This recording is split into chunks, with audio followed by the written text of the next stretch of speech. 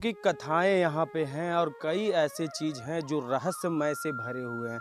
जैसे बाबा ने हमें बताया और मुझे सुनकर भी हैरत हुआ, जब लंका से लौट रहे थे हनुमान जी सीता को देखकर, यही ना बाबा? जब सीता जी से मिलकर हनुमान जी वापस राम जी के पास लौट रहे थे, तो इस पर्वत पे उन्होंने विश्राम किया था। और जैसा कि भारत के झारखंड में कई ऐसे अद्भुत मंदिर और कई ऐसे राज छुपे हुए हैं, जिसे लोग जान नहीं पाते। कुछ ऐसा अजूबा और कुछ ऐसा चमत्कारी मंदिर जिसे लोग बहुत कम ही जानते हैं। आज उसी स्थल पर आप सभी को लेकर आया हूँ और ऐसे ऐसे अजूबों से और ऐसे प्राचीन मंदिरों से आज जुड़ाने वाला हूँ मैं आपको, जिसे देखकर आप भावभूत हो जाएंगे। आज पहले उस स्थल का नाम मैं बता दूँ। प्राकृतिक धाम हनुमानगढ़ी स्थान खटैया पथलडीहा बगोदर गिरिडीह झारखंड। आप यहाँ पहुँचे और हनुमानगढ़ी और भी है भारत में, लेकिन झारखंड का ये हनुमानगढ़ी सबसे अद्भुत और सबसे अलौकिक है।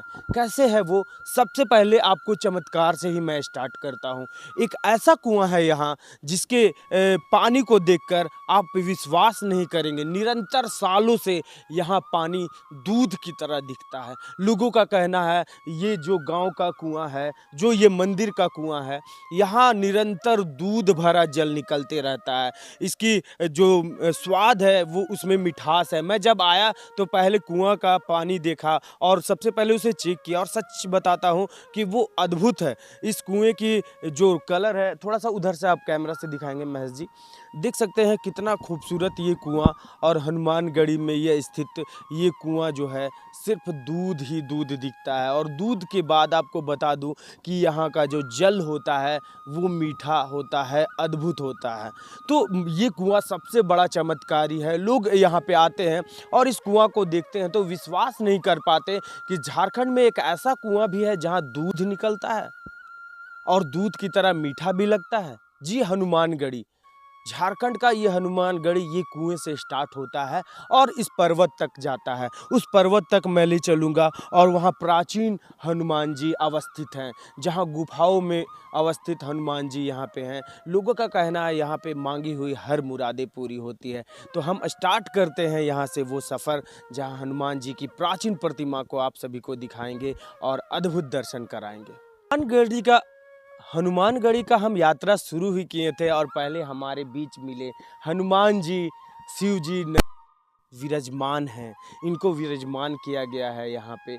ये प्रतिमा को बनाया गया है, रचा गया है। लेकिन मैं सच बता दूं, जब उस हनुमान जी से आप मिलेंगे जो पर्वतों पे विराजमान हैं, उनकी दर्शन मात्र से ही आपके सारे दुख दर्द दूर होने वाले हैं। आज एक विशेष खबर और विशेष जानकारी आप सभी के बीच में देने वाला हूं और यहाँ के जो पंडा हैं, यहाँ के जो पुजारी हैं, उनसे मिलाएंगे। और यहाँ के कुछ लोग अगर आप आते हैं उनसे वेट होगी तो मैं उनसे भी मिलाऊंगा। बाबा से मैंने मिला तो उन्होंने साफ तौर से कहा कि भादो अभी चल रहा है, भादो के दिनों में यहाँ श्रद्धालुओं की भीड़ कम होती है। लेकिन मैं बता दूं, आप जहां से भी ये वीडियो देख रहे होंगे, आप यहां जरूर आएं और इस अद्भुत स्थल का जरूर दर्शन करें। हम यात्रा अब प्रारंभ करते हैं।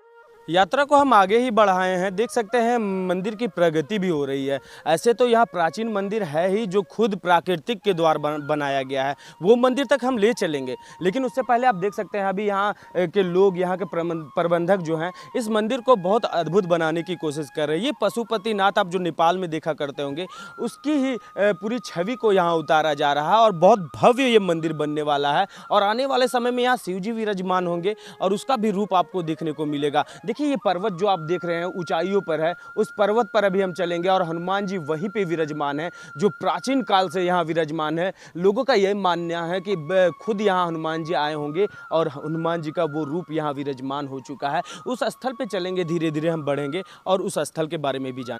अब हनुमानगढ़ी की वो प्राचीन मंदिर, उनकी अलौकिक कथा, उनकी रहस्यमय गुफा, सब कुछ दिखाएंगे हम। अब वो रास्ता जो प्रारंभ होता है भक्तों का भगवान की ओर, देख सकते हैं अद्भुत वो नज़ारा है। ये सीढ़ियाँ अद्भुत है। और उससे पहले एक चीज़ दिखा मुझे, जूता चप्पल निकाल कर यहाँ से जाना है। ये साफ तौर से लिखा हुआ है, यहाँ पे जूता चप्पल लोग खोल रहे हैं, लेकिन बगल में त्रिशूल है। ये थोड़ा अटपटा लगा मुझे, क्योंकि त्रिशूल शिव जी का ये खुद शस्त्र होता है। इसे जूता चप्पल को दूर खोलें या तो त्रिशूल को ऊपर कर दें। यहाँ बाबा है एक, उनसे कुछ जानेंगे। क्या नाम हुआ बाबा आपका? मैं नवदीप गिरी यहीं का निवासी और शंकर भगवान का पुजारी।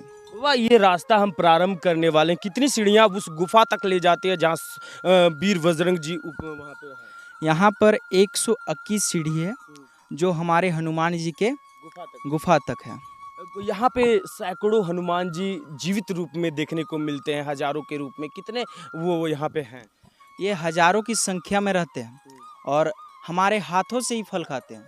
अब हम ये शुरुआत करते हैं वो अद्भुत अलौकिक रास्ते का, जहाँ जोड़ते हैं हमको भक्त और भगवान के बीच। वहाँ चलेंगे और सीधे दर्शन करवाएंगे अलौकिक गुफा का, हनुमानगढ़ी का। चलते हैं उस गुफा की ओर भक्तों को भगवान से मिलाने के लिए, और उस अद्भुत अलौकिक कथा को जानेंगे और अद्भुत वो प्रतिमा को देखेंगे जो प्राचीन काल से यहाँ अवस्थित है। कहा जाता है, लोगों का कहना है, कई लोग कहते हैं कि हनुमान जी इस गुफा में विश्राम करने के लिए आए होंगे और खुद को वहाँ स्थापित कर लिया है। अब उस मंदिर की ओर हम बढ़ रहे हैं।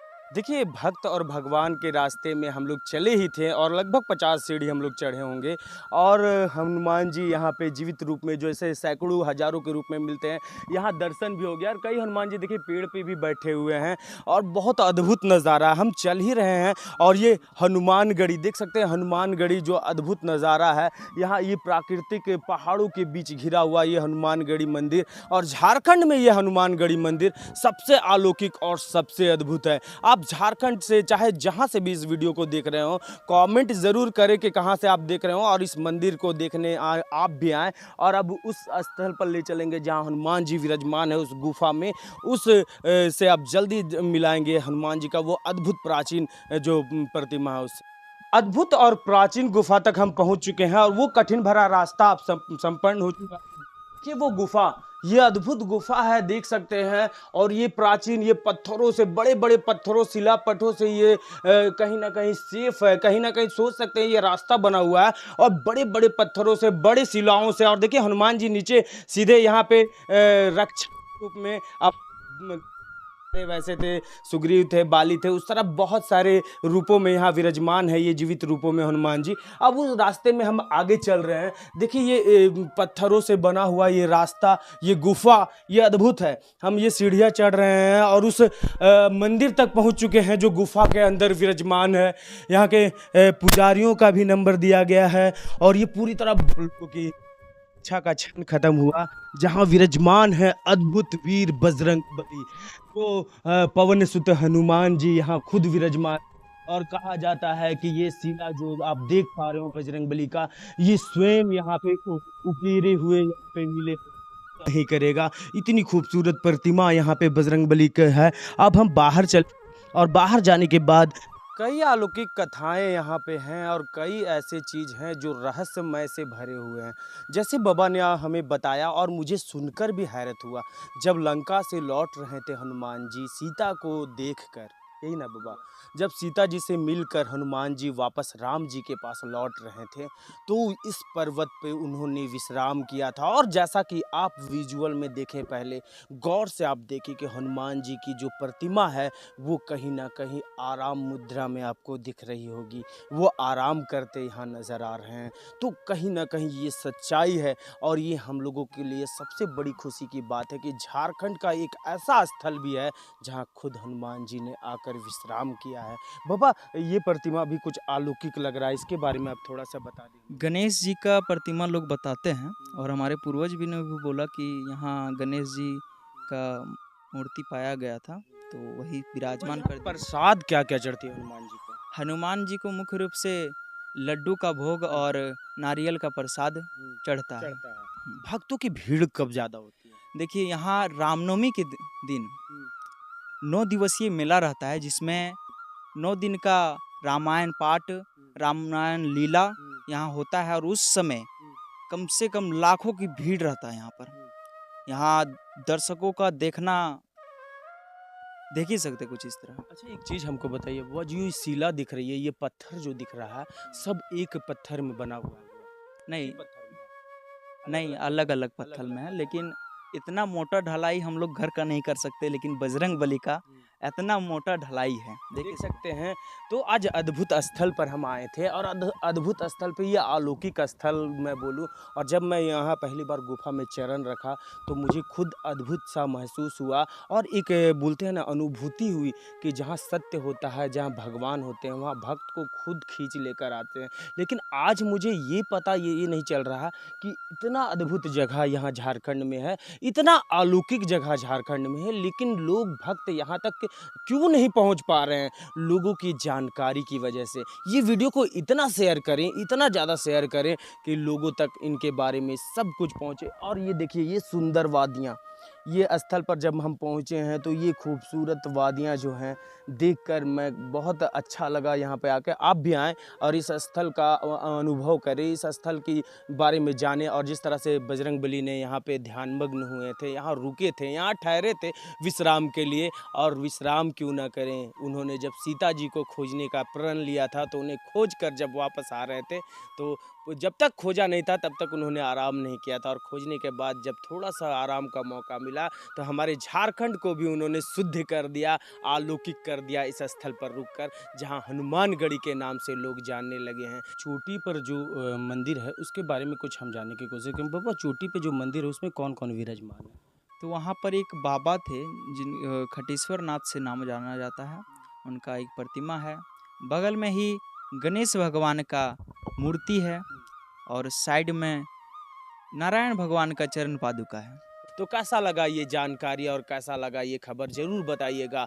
मैं हूं आपका रवि कुमार और आप देख रहे थे माँ अम्बी न्यूज़। धन्यवाद।